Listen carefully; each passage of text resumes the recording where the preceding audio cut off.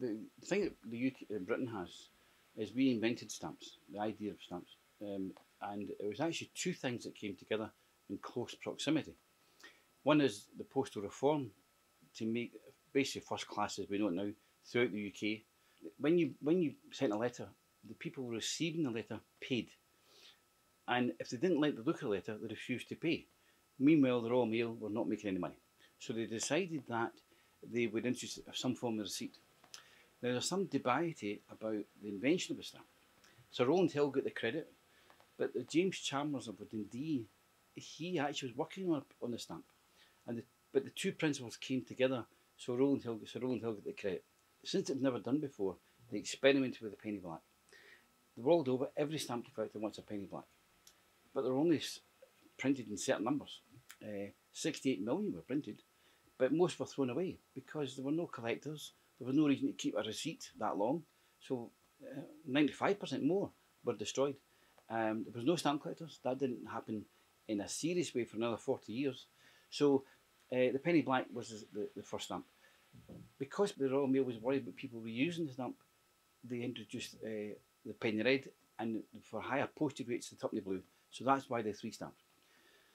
So my son Austin, who's involved in the business, has been for a number of years, came up with this idea that wouldn't it be great to have a book or some presentation of the stamps, simply because a collector can appreciate what it is, they know what it is, but a non-collector, in other words, not a stamp collector, can appreciate the historical significance of the penny black. So over the last 2 years, it's developed this book idea. The other thing on the stamps, it's possible to have them with your initials, depending on the surname. So the book then develops into two books, in fact. The first book has the black, blue and red. There's a problem though.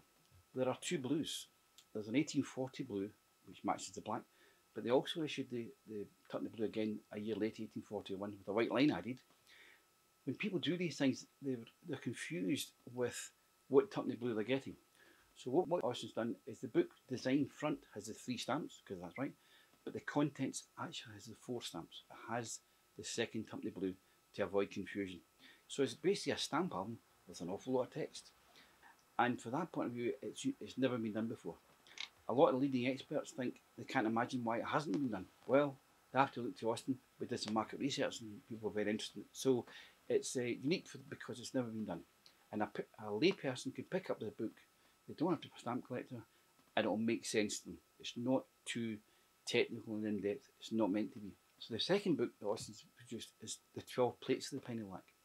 The book gives an explanation of each plate and information on the reason why the differences and the costs because of the printing numbers. So for example, the first plates were printing 7,000 sheets, whatever. The last sheet, plate 11, 700 sheets. So very, very few. They were only printed on the 1st of February 1841 and the 2nd of February 1841, 2 days. The plate 11 is the most desirable because it was the last one. Normally things it's the first one, but in this case it's the last one.